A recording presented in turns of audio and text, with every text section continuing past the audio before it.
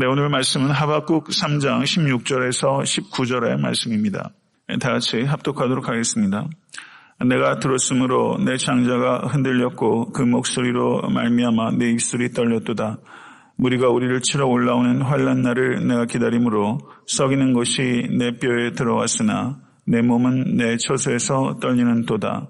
비록 무화과 나무가 무성하지 못하며 포도나무에 열매가 없으며 감람나무에 소출이 없으며 밭에 먹을 것이 없으며 우리의 양이 없으며 외양간에 소가 없을지라도 나는 여호와로 말미암아 즐거워하며 나의 구원의 하나님으로 말미암아 기뻐하리로다. 주 여호와는 나의 힘이시라. 나의 발을 사슴과 같게 하사 나를 나의 높은 곳으로 다니게 하시는도다. 이 노래는 지혜하는 사람을 위하여 내 수금에 맞춘 것이니라. 아멘. 성경에 나오는 가장 탁월한 신앙 고백들 가운데 하나가 오늘 읽은 하박국서의 고백이라고 할 수 있고, 이것은 기념비적인 고백이라고 할 수 있습니다. 이 고백을 그리스도인들은 다 알지만 이 고백이 각자의 체험이 될 수 있게 되기를 간절히 바랍니다. 여러분과 저의 신앙생활도 이와 같은 감사의 고백을 올릴 수 있는 기념비적인 신앙 여정이 될 수 있게 되기를 주님의 이름으로 축원합니다.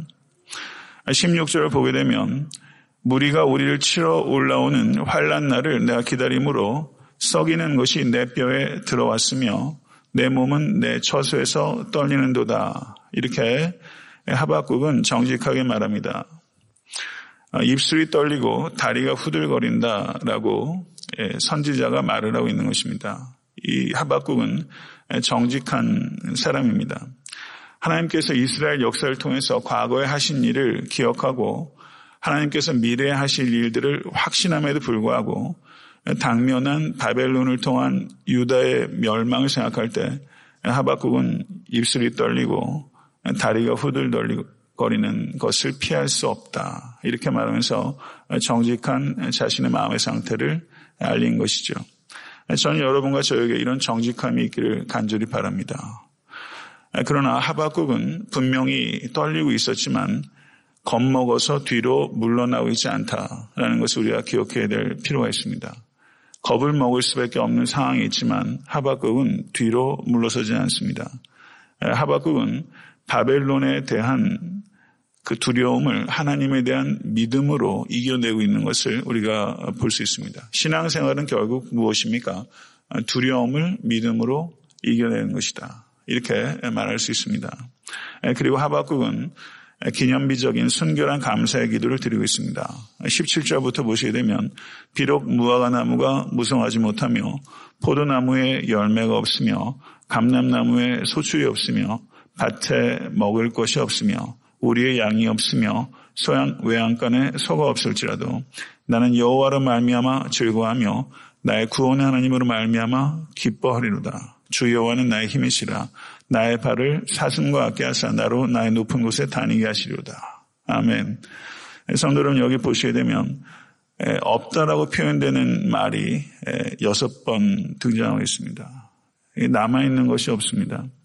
여기에서 사치에 속하는 게 뭐가 있습니까? 이 6가지는 다 가장 필수적인 생활의 요소라고 할 수 있는 것입니다. 절대적인 상실의 순간에도 하박국은 자신의 삶의 원천은 오직 여호와 하나님께 있다고 고백하고 있는 것입니다. 여러분의 삶과 제 삶이 그렇게 될 수 있기를 간절히 바랍니다. 어떠한 상황 속에서도 하나님은 하나님이십니다. 믿으십니까? 그래서 하박국은 눈에 보이는 것에 사로잡히지 않고 보이지 않는 하나님께 사로잡혀 있는 것입니다. 환경의 변화에 따라서 마음의 상태가 기쁨을 잃고 얻고 하는 것이 아니라 오직 구원의 하나님을 바라봄으로 기뻐하고 있는 것이죠. 성도 여러분, 이렇게 될 때도 있고 이렇게 안 될 때도 있고 참 그렇지 않습니까? 오직 구원의 하나님을 인해서 기뻐하는 기쁨이 오늘 이 시간 회복된 여러분과 제가 될 수 있게 되기를 간절히 바랍니다. 하나님을 바라볼 때는 시련을 단지 견디는 정도에 그치는 것이 아니라 사슴처럼 높은 곳을 뛰어다닐 수 있게 되는 것입니다. 하나님은 참 불가해한 하나님이십니다. 하박국은 제가 하박국 강해를 개인적으로 하면서 제 개인적으로도 참 기뻤어요. 하박국서를 읽는 게 고통스러운 일입니다. 유다의 멸망을 목전에 둔 이 선지자의 이 고통을 노래하는 하박국을 읽으면서 역설적으로 제 마음에 기쁨이 있더라고요. 성경 한 권을 그래도 이렇게 정당하게 이해해 보려고 노력하면서 깨닫는 기쁨이 저한테 있었고, 참 신앙생활하는 게 얼마나 감격적인지 모르겠어요. 하나님의 사랑과 공의와 지혜와 능력은 제가 이해할 수 없습니다.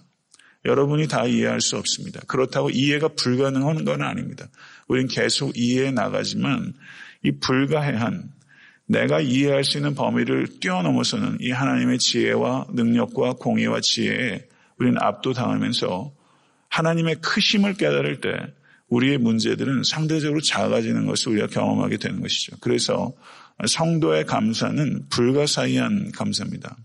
그래서 오늘 하박국이 말하고 있는 이 불가사의한 이 감사는 성도의 감사가 되어야 되는 것이고, 여러분과 저의 감사가 돼야 하고 될 수 있습니다.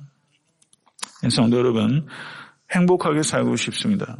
그럼 어떤 사람이 행복한 사람입니까? 돈이 많은 사람이 행복한 사람입니까? 돈도 좀 많으셨으면 좋겠어요. 그런데 돈이 많아서 행복해지진 않는 것 같아요. 감사하는 사람이 행복합니다. 세상에서 가장 지혜로운 사람은 배우는 사람이고, 세상에서 가장 강한 사람은 누굴까요? 자기를 이기는 사람이 가장 강하고, 세상에서 가장 행복한 사람은 감사한 사람이다. 탈무드에 나온 얘기입니다. 성도 여러분, 배우는 사람 되십시오. 그리고 자기를 이기는 사람, 성경적으로 말하면 자기를 부인하는 사람이라고 얘기할 수 있겠죠. 자기를 이기는 사람이 가장 강한 사람이고, 그리고 감사하는 사람이 가장 행복한 사람이다. 모쪼록 오늘 하루도 행복하실 수 있게 되길 바라고, 남은 삶도 더욱더 행복하실 수 있는 여러분과 제가 될 수 있게 되기를 간절히 바랍니다. 성도 여러분, 감사는 누가 할 수 있는가? 감사는 겸손한 사람이 감사할 수 있습니다. 그리고 삶의 위기는 무엇이 내 뜻대로 안 될 때나 사업이 어려우실 때나, 물론 그런 일들이 다 어렵긴 해요. 그렇지만 정말 삶의 위기는 어디에서 오는가? 감사를 잃어버릴 때 삶의 위기가 찾아온다는 것을 우리는 항상 기억해야 됩니다. 그래서 범사에 항상 감사하라라는 사도 바울의 그 같은 명령은 우리에게 행복학을 가르쳐주는 것이다. 저는 그렇게 이해할 수 있다고 생각합니다. 범사에 항상 감사할 때 우리는 행복해질 수 있습니다. 그런데 범사에 항상 감사하기 위해서는 관점이 바뀌어야 됩니다. 예수 그리스도의 십자가라는 관점을 가질 때 우리는 범사에 항상 감사할 수 있습니다. 장미꽃을 보고도 가시가 많은데 장미가 있다고 감사하는 사람이 있는가 하면, 꽃이 있는데 가시가 있는 것을 불평하는 사람도 있어요. 우리가 삶을 살아가다 보면 꽃도 있고 가시도 경험하면서 이게 삶의 보편적인 정상적인 한 과정이죠. 그런데 여러분과 제가 무엇을 보느냐 하는 것은 이건 다른 문제인 것 같습니다. 여러분과 제가 지혜자가 될 수 있게 되기를 간절히 바라고, 가시를 보지 마시고 꽃을 바라보실 수 있게 되기를 간절히 바랍니다. 관점이 바뀔 때 감사할 수 있습니다. 저를 한번 따라 하시죠. 불평도 습관이고 감사도 습관이다. 정말 그렇습니다. 불평도 습관이고 감사도 습관이에요. 그래서 불평하는 것은 불행해지는 것을 연습하는 것이고, 감사하는 것은 행복해지는 것을 연습하는 것입니다. 모쪼록 좋은 일이 있어서 감사하는 사람이 아니라, 그렇게 수동적인 존재가 되는 것이 아니라 범사에 항상 감사함으로 말미암아 행복하신 여러분과 제가 될 수 있게 되기를 간절히 바랍니다. 저도 목회자로서 목회를 행복하게 하고 싶습니다. 그래서 행복한 목사가 되고 싶고요. 그래서 항상 감사하면서 목회할 수 있게 되기를 바랍니다. 성도 여러분, 전 두 가지를 좀 말씀드리고 싶습니다. 저를 한번 따라 하시기 바랍니다. 작은 것에 감사하자. 작은 것에 감사할 수 있어야 됩니다. 예수님께서 문둥병자 10명을 고쳐주셨는데 잘 아시는 대로 그 중에 한 사람만 왔어요. 그 9명 그냥 간 사람들의 문제는 사실상 문둥병이 문제가 아니라 감사하는 마음이 없는 것이 사실 그 사람들의 문제였어요. 문제의 본질은 감사하는 마음이 없는 것입니다. 성도 여러분, 이스라엘 백성들이 만나를 처음 먹었을 때 출애굽기 16장 31절을 보게 되면 꿀 섞은 과자 같았다. 이렇게 말을 했는데요. 민수기 11장 8절을 보게 되면 뭐 섞은 과자 같다고 말합니까? 기름 섞은 과자 같다. 이렇게 불평했어요. 사람이 참 이런 것 같아요. 이게 이스라엘이 얘기했던 이 문제, 결국은 제 문제인 거라는 것을 깨닫게 됩니다. 감사하는 마음을 잃고 이전에 감사했던 것을 오히려 불평하고 있는 우리들을 참 많이 보게 됩니다. 작은 일에 감사하실 수 있는 마음을 회복하실 수 있게 간절히 바랍니다. 그리고 작은 일에 감사하게 되면은 작은 일에 충성하게 됩니다. 작은 일에 충성하는 사람이 참 얼마나 귀한지 몰라요. 그래서 교회에서도 여러 가지 맡겨진 일들이 있을 때 큰 일, 작은 일 하나님께서 보실 때는 다 작은 일입니다. 작은 일에 충성하시는 여러분과 제가 될 수 있게 되기를 간절히 바랍니다. 다른 말로 말하면 디테일이 강한 사람이에요. 요즘 경영학에서도 디테일에 대한 강조가 굉장히 많이 있습니다. 닭 잡는 칼에 닭 잡는데 소 잡는 칼 쓰랴 이런 말 있지 않습니까? 요즘은 닭 잡는데도 소 잡는 칼을 써야지 성공한다 이런 얘기들도 있더라고요. 좀 다른 얘기인지 모르겠습니다만 살아가면서 이렇게 디테일에 좀 강하고 작은 일에 충성을 다하고 그리고 작은 일에 기뻐하고 작은 일에 감사하고 그런 사람이 큰 사람이에요. 작은 일에 충성하는 사람이 큰 사람입니다. 모쪼록 오늘 하루 살아가시면서 여러분과 저의 마음이 풍요로워질 수 있기를 간절히 바라고 성도 여러분 감사할 때 삶의 기적이 일어나게 됩니다. 삶의 기적을 경험하고 싶으시면 감사하실 수 있는 여러분과 제가 될 수 있게 되기를 간절히 바랍니다. 그리고 작은 것에 감사할 때 하나님께서 큰 것을 주실 수 있어요. 작은 것에 감사할 때 큰 것을 주실 수 있다는 거 기억하실 수 있게 간절히 바랍니다. 두 번째는 절 따라하시기 바랍니다. 가시를 감사하자. 작은 것에 감사를 하다 보면 가시도 감사할 수 있어요. 작은 것에 감사하는 훈련이 돼 있지 않은데 어떻게 가시를 감사할 수 있겠습니까? 그거는 그 요행수죠. 그렇게 안 됩니다. 이게 신앙이 결국 인격인데 과정이 없이 어떻게 가시를 감사할 수 있겠어요? 작은 것을 감사하는 그와 같은 신앙적인 훈련이 있다 보면 가시도 감사하게 되는 것이죠. 살다 보면 가시에 온팡 찔리는 때가 있습니다. 가시 때문에 고통당하는 일들이 많이 있어요. 가시가 없는 인생 한 사람도 없다는 것을 우리가 기억해야 될 필요가 있습니다. 다윗도 가시가 있었습니다. 그런데 다윗이 시편의 위대한 고백들을 했는데 그중에서 가장 탁월한 기도는 저가 사울로부터 도망다니는 인생의 가장 캄캄한 동굴 속에서 가장 위대한 시를 썼다는 것은 매우 역설적입니다. 그게 신앙의 실제입니다. 그리고 다니엘도 다른 신에게 기도하지 말라는 그 황제의 조서가 있었음에도 불구하고 목숨을 내놓고 예루살렘을 향하여 창을 열고 저와 기도했습니다. 그런데 그 기도가 이런 기도입니다. 전에 행하던 대로 하루 3번씩 무릎을 꿇고 기도하며 그 하나님께 감사하였더라. 이렇게 다니엘서 6장 10절은 말하고 있습니다. 성도 여러분, 성도님들의 삶 가운데 오늘 하나님을 향해서 창을 여십시오. 우리가 3가지 창을 열어야 됩니다. 하나님께 창을 열어야 되고 그리고 이웃을 향해서 창을 열어야 되고 그리고 자기 자신을 향해서 창을 열어야 됩니다. 이것이 경건의 본질입니다. 이 3가지가 열릴 때 그 사람을 경건한 사람이라고 얘기할 수 있어요.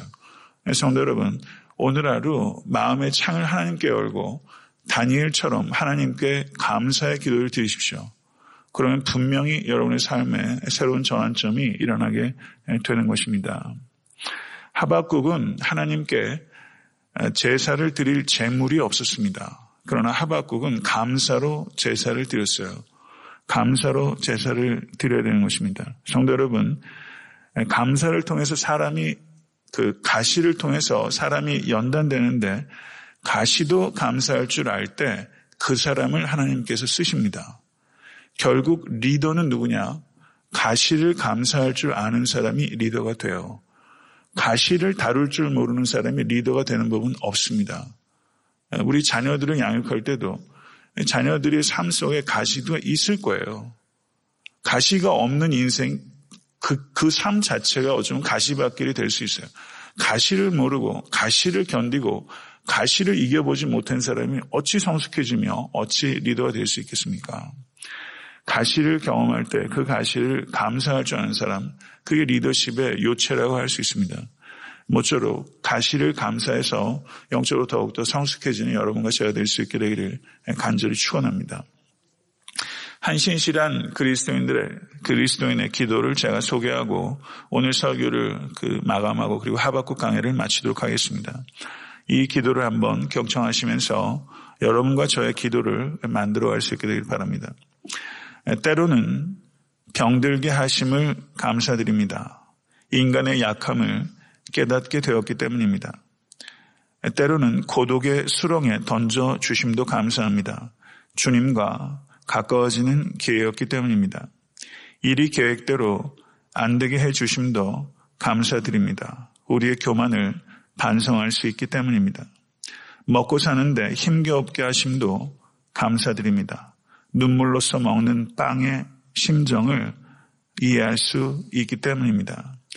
때로는 허탈하고 허무하게 하심도 감사드립니다. 영혼에 접근할 수 있기 때문입니다. 가끔 좌절하고 실망하게 하심도 감사드립니다. 그래서 주님께 더욱 온전한 희망을 둘 수 있기 때문입니다. 이것이 한 신실한 그리스도인들의 기도인데요. 여기서 얘기한 이와 같은 마음의 상태를 사실 우리는 다 경험하고 있죠. 모쪼록 이런 감사를 드릴 수 있게 간절히 바랍니다. 반짝 감사를 드리는 것이 아니라 평생 감사를 드리실 수 있는 여러분과 제가 될 수 있게 되기를 간절히 축원합니다. 평생 감사를 드리기 위해서는 작은 것에 감사하고 가시도 감사해야 됩니다. 그래야지 평생 감사할 수 있게 되는 것이고 쉬지 않고 감사할 수 있게 되는 것이죠. 평생 감사하는 모든 인생 될 수 있게 되기를, 권속되실 수 있게 되기를 간절히 소망합니다.